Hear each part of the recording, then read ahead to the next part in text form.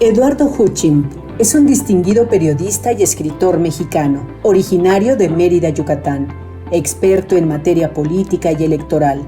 Es columnista semanal del periódico Reforma y comentarista en Aristegui Noticias.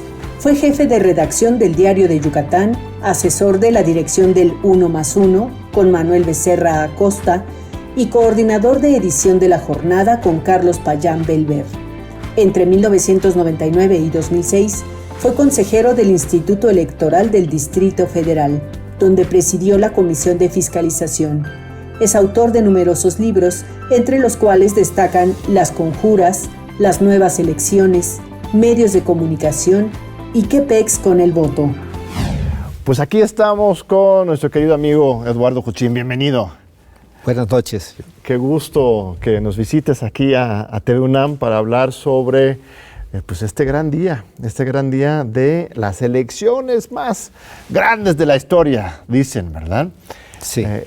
¿Cuántos cargos están peleándose y qué está en juego este día, estimado Eduardo? John, me gusta decir que esta elección es la elección de los nuncas. Nunca habían estado 15 gubernaturas en juego simultáneamente, nunca había habido más de 10, cerca de 20 candidatas a gobernadora, nunca se había celebrado una elección en medio de una pandemia que ha costado miles, cientos de miles en México y millones en el mundo. Ese es un dato que no puede perderse de vista. Nunca había habido un proceso donde el presidente de la República, el jefe del Estado mexicano, descalificara totalmente, no totalmente, pero digamos directamente al Instituto Nacional Electoral, y tampoco nunca había habido en este instituto, en el órgano electoral, pues un par de consejeros con un activismo claramente en contra del gobierno y de la Cuarta Transformación. Y así podríamos enumerar algunos otros nuncas, pero el hecho es que esta es una elección sin precedente, de eso no hay duda. ¿Y qué está en juego? Yo creo que por la conducta particularmente de la oposición, la elección se ha centrado en una figura, la figura de Andrés Manuel López Obrador, que no está en la boleta, pero sí está en la boleta, porque si examinamos las campañas de la oposición, vamos a ver que fue un constante golpeteo a las políticas, a los actos, al presidente, a la Cuarta Transformación. Todo estaba enfocado hacia eso. De tal forma que en buena medida esto que va a ocurrir, que está ocurriendo en esta elección, pues es una suerte de referendo para López Obrador, en que está en juego, particularmente pensando en el gobierno federal, está en juego la Cámara de Diputados, que significa la posibilidad de que el presidente pueda hacer aprobar el presupuesto que necesita para llevar su proyecto de nación, o no. Esto es, digamos, el punto toral de lo que implica la elección de la Cámara de Diputados. Hay una especie de error, entonces, de parte de la oposición, porque justamente ellos peleaban para que esta elección no se tratara en un momento dado sobre López Obrador. Que no estuviera en la boleta. Por ejemplo, López Obrador había propuesto que hubiera un plebiscito, revocación de mandato, ¿no?, el día de elección, que pudiera estar en la boleta si queremos que siguiera o no. La oposición, PAN, PRI, PRD, litigaron muy fuertemente. El Senado pararon esto, se aprobó la posibilidad de revocación de mandato, pero lo mandaron al otro año. Y así ahora es. Ellos mismos son los que lo traen de regreso a la boleta. Y lo ponen en la boleta. Como si fuera una debilidad tenerlo ahí, de repente al revés. Entonces, en cierto sentido, ellos son responsables de su propio fracaso. Veremos qué pasa, ¿no? Incluso con la consulta sobre el juicio de los expresidentes, se opusieron a que fuera en la misma fecha, lo cual me parece un contrasentido y una irresponsabilidad mayúsculas, porque pues vamos a tener una elección unos meses después de esta elección. Y yo decía, pero, como decía Juan Gabriel, pero qué necesidad, ¿no? Así es. ¿Por qué necesidad si bastaba con poner una boleta adicional sobre la consulta de los expresidentes y se resolvía? Que además así estaba en la ley, con muy buen sentido, con muy buen juicio. Y ahora, bueno, habrá que organizar otro proceso, pues que cuesta tiempo, dinero y esfuerzo. Pues, 2 procesos, 3 en total. Tenemos la elección de hoy, tenemos la revocación, bueno, más bien la consulta de agosto con respecto a los expresidentes, y luego el tema de revocación de mandato, que es 2022. Entonces, justamente la idea de homologar las fechas, ya se les fue de la mano. Pero bueno, se logró homologar bastante la agenda electoral. Es interesante porque el sistema anterior estaba diseñado quirúrgicamente, era el sistema autoritario que diseñaba para que las elecciones de gobernador fueran escalonadas, ¿no? Para que justamente el sistema pudiera ir dirigiendo sus esfuerzos, colocando a sus alfiles, gobernador tras gobernador, y luego después de la elección gobernador estaban las elecciones a los congresos locales, presidentes municipales. Era toda una especie de control electoral en cascada, ¿no? Entonces, ahora que se condensa todo, se genera más incertidumbre, más democracia en cierto sentido, ¿no? ¿O cómo lo ves tú? Sí, yo creo que ese es un acierto, esto de tener al país prácticamente en elección permanente, porque cuando no era un estado era el otro, y al año siguiente también, y en fin, era un sinsentido además el estar llamando al electorado más de una vez, ¿no? Al año.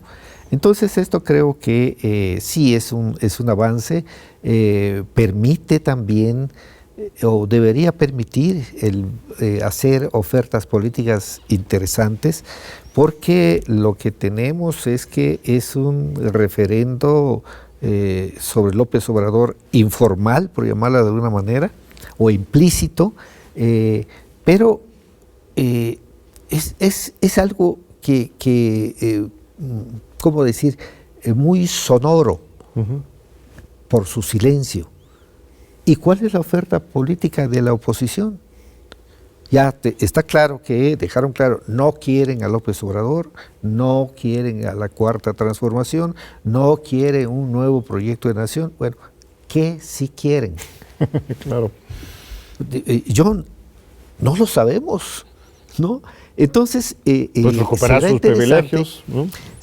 Pues sí, recuperar sus privilegios, pero pues eso no se puede decir, ¿verdad? Claro. Entonces, por eso están ayunos de oferta para el electorado.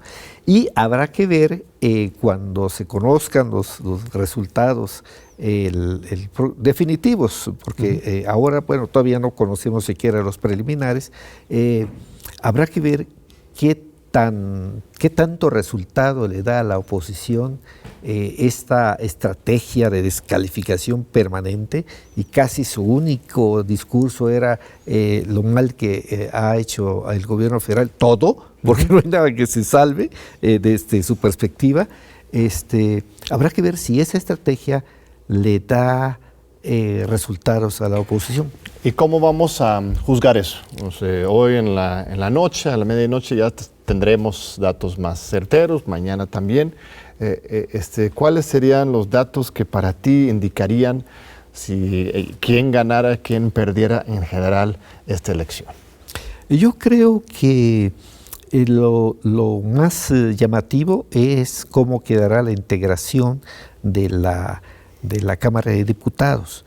Yo no tengo duda de que el partido en el poder, que Morena, va a ganar la mayoría en la Cámara. De eso no tengo duda. Lo que no está totalmente claro es si esa mayoría estará como la que tiene actualmente, o tendrá alguna disminución y, para decirlo brevemente, si va a poder tener la mayoría absoluta o no. Dos terceras partes, o sea, si Morena con sus aliados va a poder reformar la Constitución así por la palabra del presidente, ¿no? Sí. Y primero sí va a tener solo la mayoría absoluta, no la calificada, para poder hacer avanzar por lo menos leyes, ¿no? Porque sí, reformas constitucionales es complicado porque se requiere mayoría calificada. Pero lo otro, que es, por ejemplo, la ley del presupuesto, pues ahí sí es mayoría sencillamente. Y bueno, pero eso está más o menos garantizado, que Morena junto con sus aliados, con PT y Verde, van a tener pues más de 251 diputados, sí, ¿no? Como está hoy. Sí, sí, realmente los aliados tienen una votación que les permitan tener un buen número o el número suficiente de diputados para eso, ¿no? Como quiera que sea, todo lo que digamos ahora es todavía muy preliminar. Habrá que ver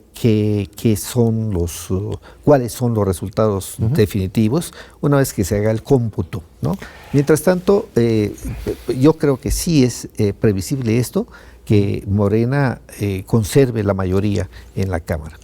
A ver, si Morena más PT, Verde y algún otro pequeño partido por ahí suman las 2 terceras partes del Congreso, que es una posibilidad también, es el otro extremo, ¿no? De que realmente controle suficientes para hacer reformas constitucionales, ¿tú verías un peligro autoritario en esa configuración del Congreso? Un Congreso que podría avalar muy rápidamente cualquier reforma constitucional que mandara el presidente de la República, o ¿cómo verías ese escenario? Es que, John, aquí creo que ha faltado a los que tan superficialmente hablan de autoritarismo, de dictadura, de poder unipersonal, quizá convendría que miraran a otros países cercanos incluso para que tengan ejemplos muy claros de lo que es autoritarismo y de lo que es dictadura, ¿no?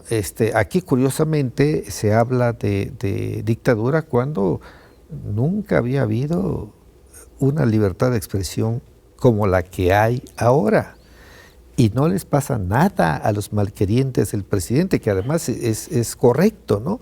La crítica en una democracia tiene que ser bienvenida.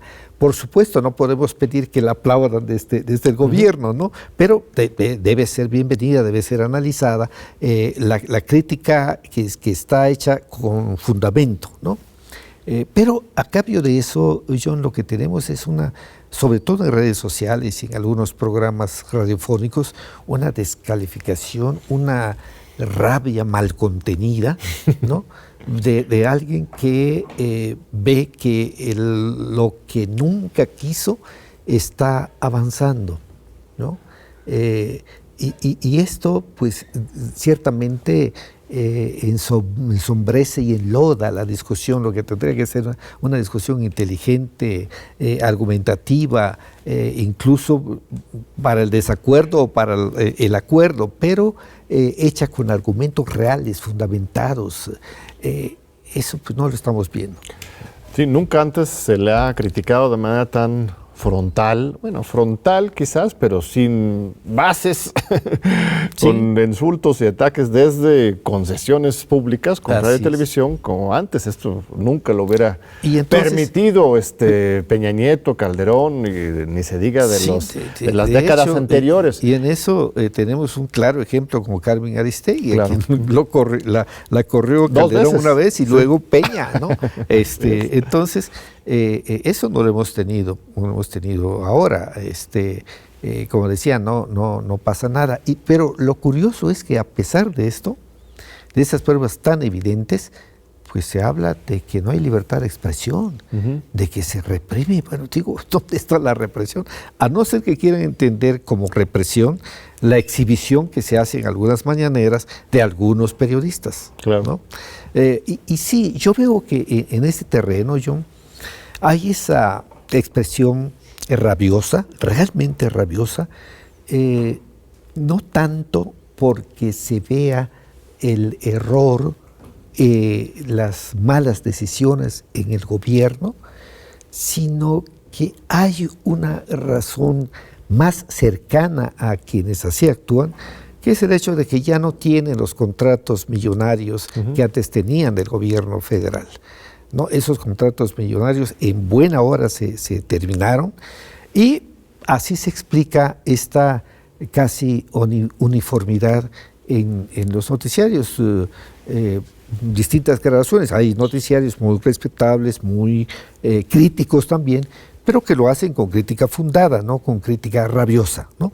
Es una cosa, pues que bueno, es también uno de los riesgos de la democracia. Bueno, una cosa es los medios de comunicación, la libertad, que coincide absolutamente contigo, y el otro es esta cuestión de una supermayoría en la Cámara de Diputados, que yo en lo personal tampoco lo veo problemático. O sea, tienes una hegemonía democrática. Al final de cuentas, si el pueblo mexicano vota libremente a favor de una fuerza política para que controle la Cámara de Diputados, eso se llama democracia. Claro. Igual no nos gusta que haya de repente un gran consenso social, quieren más división y pluralismo, pero si eso no es el hecho, no podemos imponer nuestra versión de la historia sobre la gente. Y además, Morena es un partido muy plural en sí, ¿no?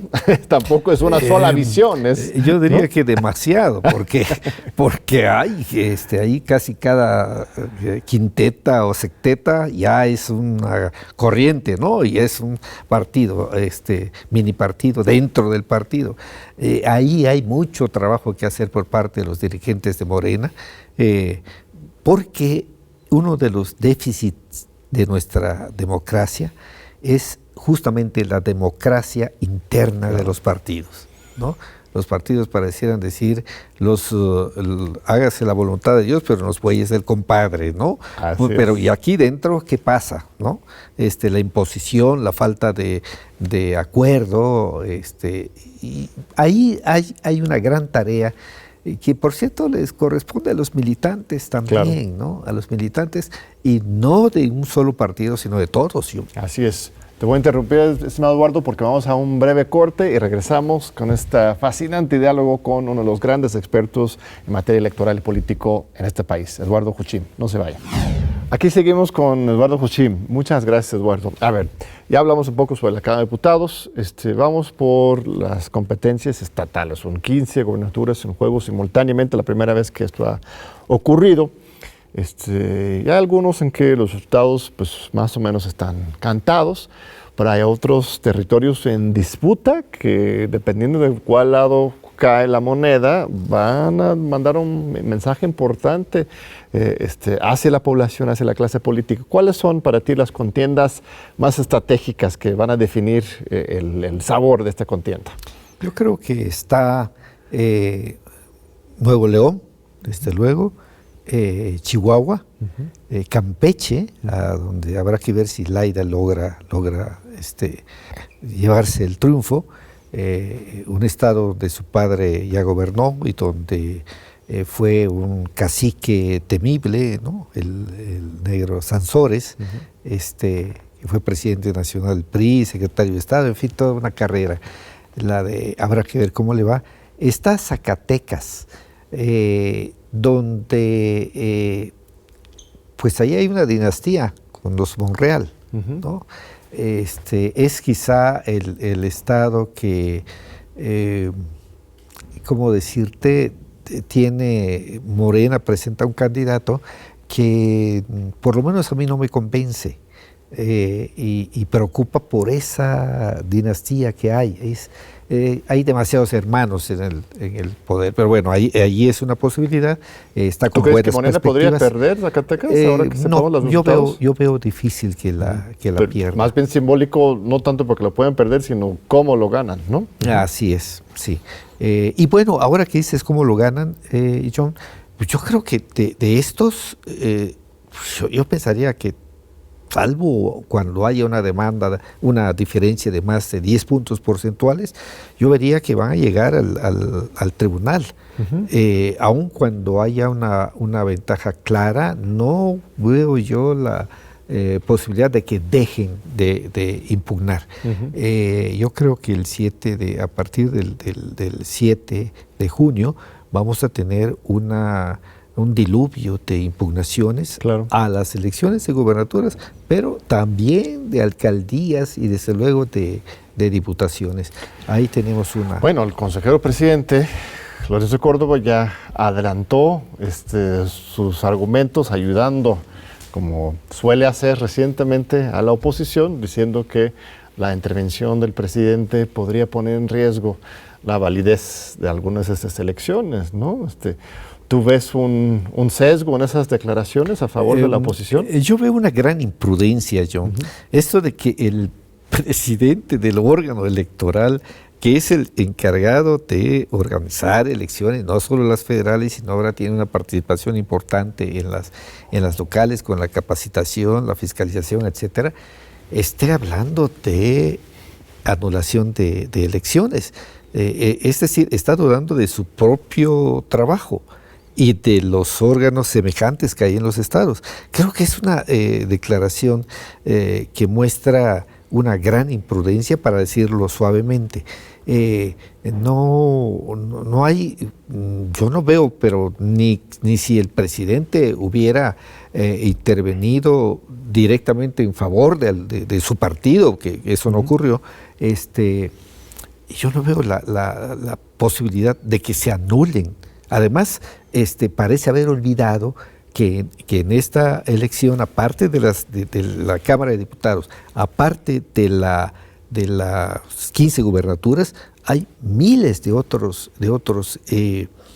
cargos en disputa, municipios sobre todo y diputados, que también esas se van a anular, o solamente se va a anular una, pero las demás no. O qué, no sé en qué estaba pensando Lorenzo Córdoba cuando hizo esa declaración. Yo tengo una hipótesis, Eduardo, igual estoy muy disparatado, tú me dirás, pero incluso en 2018 yo siento que hubo un plan para posiblemente anular la elección presidencial del López Obrador si es que la diferencia se hubiera cerrado a menos de 5%. Tenían guardado todo el tema del fideicomiso por los demás, ¿no? Con inventos, ¿no?, de que supuestamente este dinero para el terremoto se había usado para la campaña política, que nunca se pudo demostrar, puras especulaciones. Si hubiera estado cercano a la elección 2018, tenían un plan estos señores, y de la misma manera podrían estar haciendo lo mismo. Por eso, cuando me dicen, oye, ¿por qué criticas al INE cuando Andrés Manuel le debe al INE la victoria? Siempre respondo, no, es a pesar de, pero no sé si coincides o cuál es tu perspectiva en general sobre eso. Yo recuerdo este episodio del fideicomiso, en el que es uno de esos casos en los que la autoridad electoral actúa de manera inexplicable, ¿no? Dicen expresamente: no sabemos el origen del dinero, no podemos afirmar que tuvo un origen de tipo electoral y tampoco podemos garantizar que sirvió para fines electorales. Y yo me preguntaba, y me lo pregunté públicamente en el momento, ¿y cuál es la competencia del Instituto Nacional Electoral para intervenir en un asunto que en todo caso tendría que haber dado vista a la Comisión Nacional Bancaria o algo parecido? Claro. Porque si no prueba una cosa y tampoco la otra, entonces ¿dónde está la competencia? Ya desde ahí, ¿no? Entonces, sí parecía ahí un afán de, yo diría, como lo veo, yo diría que querían su Pemex Gate, ¿no? Lo dijeron explícitamente, ¿no? Eso era la idea. Y nomás que no se dieron cuenta de que era algo muy distinto. Y ahí, después de una discusión interna del tribunal, ahí finalmente tomaron una decisión sensata de que no había lugar a tal cosa, ¿no? porque además de parte del fideicomiso en el que tenía una labor sobresaliente Pedro Miguel Arce, que es un hombre intachable, francamente. Pensar que Pedro Miguel puede hacer algún tejemaneje de tipo económico, no. Pero sí fue un despropósito ese pues en el que se embarcó el INE, ¿no? Una muestra de muchas de que pues, de repente sí hay intereses políticos pues, o personales hay en este instituto electoral que tenemos que estar muy atentos, ¿verdad, estimado Eduardo? Sí, bueno, yo creo que al Instituto Nacional Electoral necesita una revisión porque es claramente un órgano obeso que he dicho que devora presupuesto público, ¿no? Y esto, por mucho que se pueda defender, no puede. Hay algo que es indefendible. Es el hecho de que, para poner un ejemplo, 2020 hubo 2 elecciones, recordarás, locales, 2 elecciones locales. Y el INE tuvo en su plantilla prácticamente 18,000 trabajadores. Digo, ¿en serio? ¿Qué hacían? Ya sabemos que la expedición y renovación de la credencial de elector lleva mucho dinero y emplea a muchos trabajadores. Eso no hay duda, ¿no? Pero aún así, el porcentaje del presupuesto que se lleva toda esta labor de la credencial de elector, pues no es ni con mucho un porcentaje demasiado importante del total del presupuesto. Claro. Entonces, ¿cómo puede ser que luego se pongan en el papel de víctimas, se victimicen incluso en forma desproporcionada porque les redujeron el presupuesto?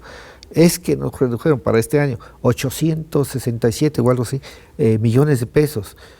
Pues sí, pero les dejaron miles de millones más, ¿no? Y entonces ahí hay que revisar, porque se da una circunstancia que de contratación hormiga, digamos. Después de cada elección, que justifica la contratación de personal eventual para sacar el trabajo muy arduo que significa organizar la elección. Pero luego resulta que ese personal eventual se incorpora a la plantilla. Pero esto no es solamente una imaginación o una suposición, se los ha dicho expresamente el Contralor, el anterior Contralor Guerrero Pozas. Se lo ha dicho expresamente que esto es una práctica que debe evitarse. Y bueno, y así se explica que el crecimiento del personal del instituto va más allá de lo que realmente se requiere. Sí, es increíble. Mucha gente ha hablado del exceso de gasto en los partidos, que también sí, ese es otro tema. Pero en total, este año son 12,000 millones de pesos entre partidos nacionales y locales para campaña, para gasto operativo normal. Pero para todo el aparato burocrático, Instituto Nacional Electoral, Tribunal Electoral y sus reproducciones en las 32 entidades federativas, la cantidad suma más de 32,000 millones de pesos en total, ¿no? Son 12 de partidos y unos 20 de las instituciones. Entonces, recortes, por supuesto que sí se puede. ¿Y estarías de acuerdo, Eduardo, en que se renovara el Consejo General del Instituto Nacional Electoral, o eso sería un acto peligrosamente antidemocrático, afectar la autonomía? Yo creo que la renovación del Consejo General debe darse conforme se vayan cumpliendo las etapas, cada uno termina su, y habrá que a ver qué inventamos para que pueda garantizarse que llegue al Consejo General gente comprometida. Y fíjate que curiosamente una de las cosas que puede ayudar a ese propósito es la reducción de los salarios. Porque Si te preguntas por qué en la convocatoria se anotan tantos, ¿no? Claro. Pues es porque ganan más que el presidente, pero mucho más que el presidente, ¿no? Porque los salarios son muy altos, exagerados. Ahora, es cierto que están conforme lo que dice la Constitución, que son equiparables al de los ministros de la Corte. Eso dice la Constitución, así es. Por ahí hay que comenzar, ¿no? Finalmente, la Corte pues es un poder, ¿no? El Instituto Electoral autónomo, con una autonomía que creo que debe conservarse y ampliarse y fortalecerse, pero no es un poder del Estado mexicano, ¿no? Entonces, bueno, la teoría de ponerlo así desde 96, esto se estableció en la Constitución, era precisamente para garantizar su autonomía, ¿no? Su cargo es igual de importante que el de un ministro de la Corte, sí, ¿no? Hay muchas presiones de poderes fácticos, de partidos, del gobierno, entonces si estás bien establecido con tu supersalario, tendrás mayor autonomía, pero esa teoría no ha funcionado. Que no. En realidad, bueno, funciona lo contrario. Estoy recordando esto que decías, me remitió, así como flashazo, a la elección de Peña Nieto de 2012 y a ese vergonzoso dictamen consolidado preparado por una unidad técnica de fiscalización operada por un operador del PRI, ¿no? Que fue capaz esta comisión y el Consejo General de aprobarlo, fueron capaces de determinar que la campaña de Enrique Peña Nieto, que si recordamos fue ostentosa, fue dispendiosa, fue... un rebase de 14 veces, ¿no? No había rebasado el tope de gastos. Y pareciera que como para todavía aumentar lo vergonzoso del asunto, determina que la campaña entonces modestísima de Andrés Manuel López Obrador, esa sí rebasó el tope de gastos.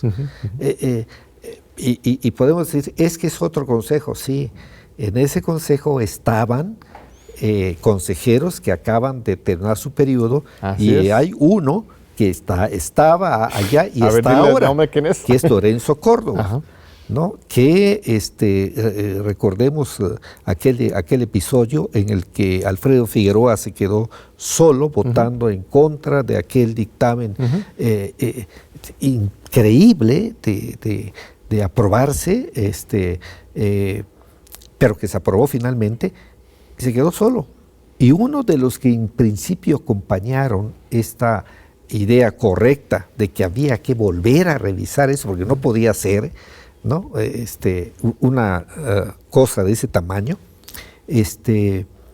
estuvo acompañado al principio de primero de Lorenzo Córdoba, que a última hora cambió el sentido de su voto y aprobó aquello.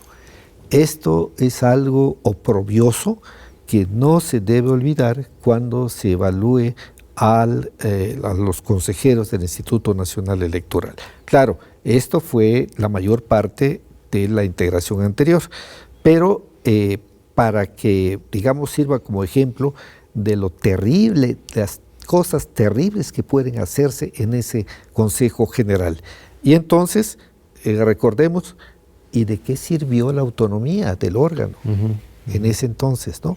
Te voy a interrumpir, estimado Eduardo, me están avisando que vamos a un segundo corte y regresamos ahorita para la última parte de esta fascinante charla con el ex consejero electoral, periodista muy distinguido, Eduardo Juchím. No se vayan. Aquí seguimos con Eduardo Juchím en este día de elecciones. Regresemos a algunos casos concretos. Tú mencionaste a Nuevo León, Chihuahua, a Campeche, como estados así bisagra, claves. Porque pues, muy competidos. En el caso de Chihuahua es PAN Morena, un caso muy interesante porque el mismo gobernador del PAN, Javier Corral, ni siquiera apoya a su propia candidata, pero aún a pesar de eso, pues ha tenido un respaldo fuerte. Va a ser muy interesante ver cómo termina esa contienda. El candidato de Morena es pues de los mejores, desde mi punto de vista, de los pocos candidatos que colocó Morena como candidato a gobernador, que viene de adentro, de la militancia, de lucha, ¿no? Juan Carlos Loera. ¿Cómo ves estos estados y otros estados claves? Pues yo creo que ahí, John, Morena está teniendo la presencia de un partido nuevo. Un partido nuevo que por supuesto tiene mucho por construir, ¿no? Y entonces en este sentido está en desventaja organizativamente como las estructuras partidarias, claro, etcétera, respecto a los otros partidos, pero está dando la pelea. En algunos casos, como en San Luis Potosí, de una forma muy extraña, postularon a alguien que parece que no tiene el apoyo de la dirigencia, y entonces se está dando el apoyo a un, pues, digamos, personaje importante, pero con no muy buenos referentes. ¿Tú tienes la impresión de que Morena como partido en realidad está apoyando al Partido Verde en San Luis Potosí? En efecto, sí. Eso es lo que parece, eso es lo que se dice. Y habrá que ver allí qué pasa en San Luis Potosí finalmente. Y esto, John, tiene también un ingrediente muy lamentable, que es el hecho de la violencia política. Claro. ¿No?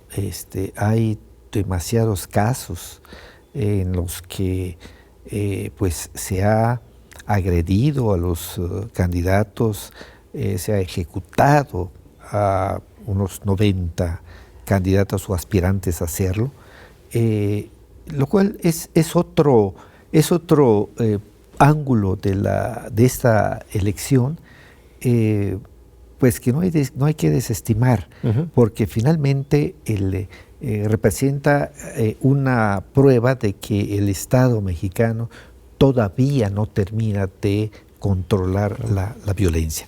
Ahora bien, parece más de lo que es.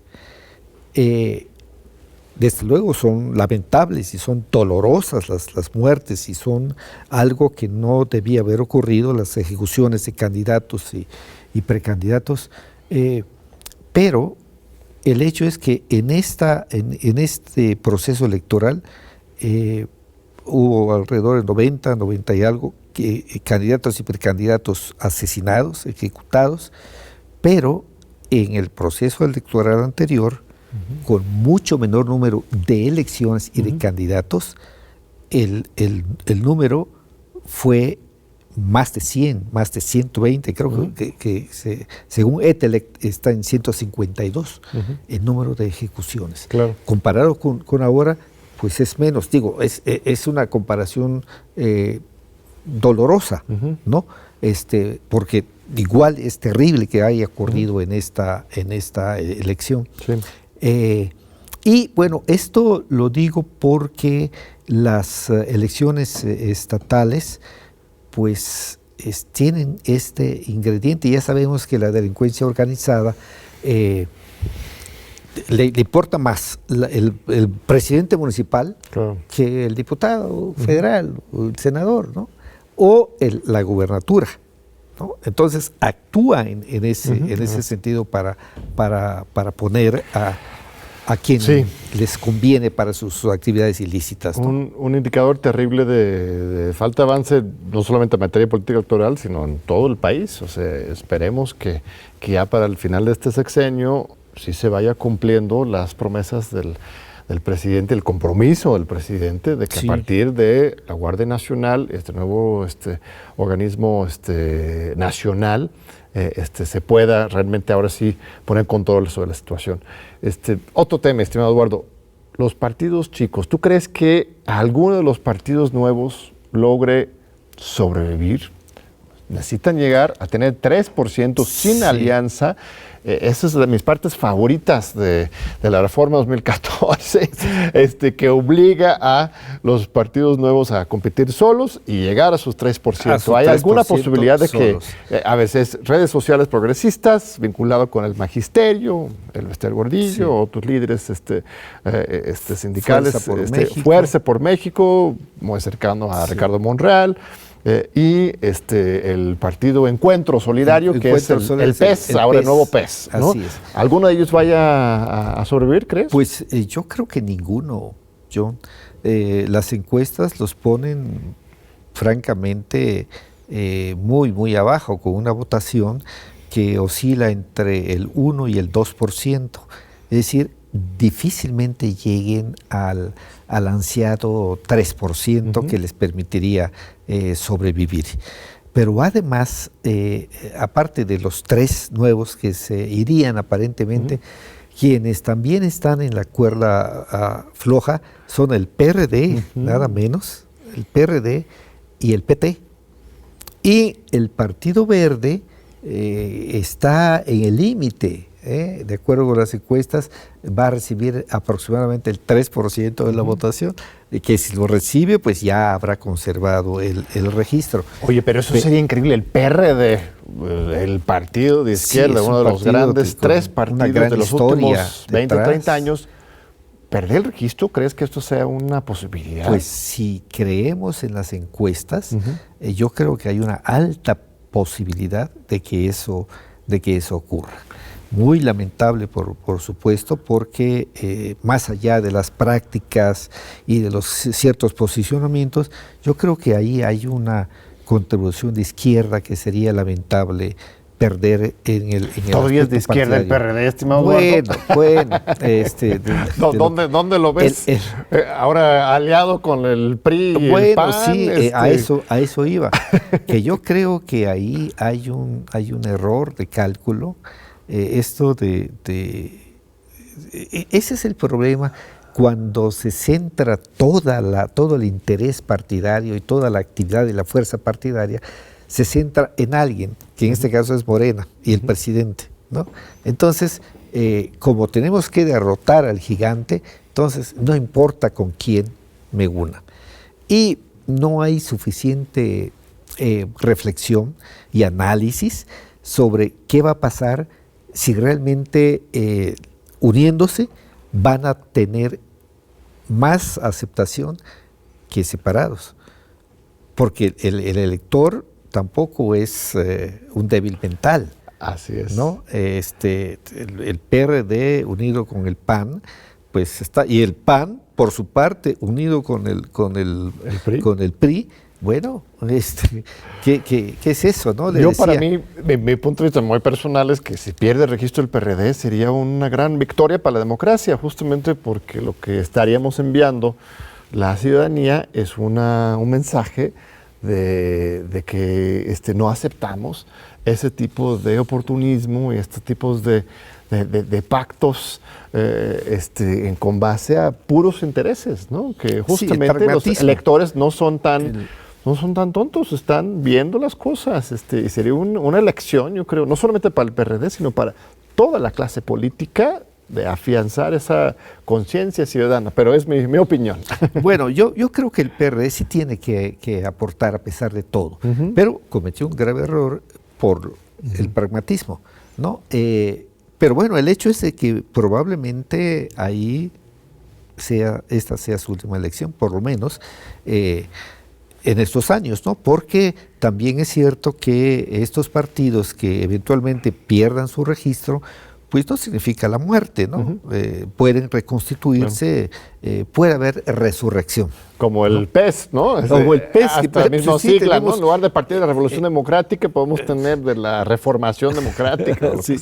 Oye, ¿y MC lo ves como el nuevo partido de la oposición fuerte? Es el nuevo desplazando partido. Incluso al PAN y al PRI, ¿o se va a hacer Morena MC en el futuro? ¿o no? Las encuestas o algunas encuestas le dan el 7% de la votación. Sí ha desplazado desde luego al PRD, ¿no? Pero bueno, tenemos esto, John, ¿qué ha pasado con nuestros partidos? Finalmente, el PAN de la derecha, el PRI revolucionario, el PRD de la izquierda, o supuestamente de la izquierda, pero tenían su ideología y su posicionamiento frente al electorado, y ahora van unidos. Y entonces recuerdo un tuit de Laida Sansores, que no ayer, pero en esos días, le preguntaba a Vicente Fox qué se siente revolcarse con las tepocatas, ¿no? Sí. Y que es una figura de lo que pasó entre los partidos, ¿no? Hay un desfiguramiento de los partidos, perdieron sus definiciones propias, ¿no? Esto se justifica con las ganancias que van a tener. Pues quién sabe. Y luego otra cosa, necesitaban aliarse para vencer al grande, pues sí, porque aislados quién sabe, pero lo que podían haber logrado en las cámaras unidos, presentándose unidos, también lo pudieron haber logrado estando con sus propios diputados, ¿no? Claro. En su caso. Pero bueno, ya esta es una historia que ya está en su fase final, ¿no? El otro partido que no tiene tampoco definición ideológica clara, que habíamos hablado, es Morena misma. Es un partido de todos, pues por un lado muy plural, democrático en ese sentido. ¿Cuál es el gran reto para el partido en el poder, estimado Eduardo, ahora que al parecer se está ratificando su control, por lo menos mayoritaria relativa, probablemente absoluta y muy posiblemente hasta calificada? ¿Cuál es el reto para ellos? Yo creo que el gran reto es poder trasladar a su fisonomía partidaria, a su perfil partidario y a su práctica la fuerza y la popularidad del jefe de Estado. Me parece que no lo han sabido hacer. Se les visualiza como las correas de transmisión de la voluntad presidencial, pero no mucho más. Falta la definición de liderazgos, el respeto de los militantes, el respeto, quiero decir, que realmente participen y que participen en la toma de decisiones, no solo en la operación política, sino en la toma de decisiones. Es decir, John, el gran reto, para decirle una palabra, es la democratización interna. Que además es un reto que engloba a todos los partidos, ¿no? No hay uno que pueda presumir de ser auténticamente democrático. El que más prácticas tenía en ese sentido es el Partido Acción Nacional, pero pues últimamente no ha sido muy democrático, que digamos. Muy bien, estimado Eduardo, pues te queremos agradecer muy sinceramente por estar aquí con nosotros a esta hora conversando. Es un privilegio, John. Y esperemos que puedas volver a visitarnos aquí en la UNAM, ahora que estén los resultados más fijos, caminando hacia un nuevo Congreso de la Unión. Un último mensaje para el público de TV UNAM, de la máxima casa de estudios. Pues yo diría que el elector debe estar vigilante ahora que lo que se ganó en las urnas no se vaya a perder en el escritorio de algún magistrado, ¿no? Esto es importante, la vigilancia de parte de los electores, ¿no? Muy bien, pues muchas gracias, Eduardo, por este llamado a seguir participando. No se acaba con el voto, la democracia es cosa de todos los días. Muchas gracias por seguir con nosotros, amable público, y te esperamos de nuevo en 8 días aquí en TV UNAM. Muchas gracias.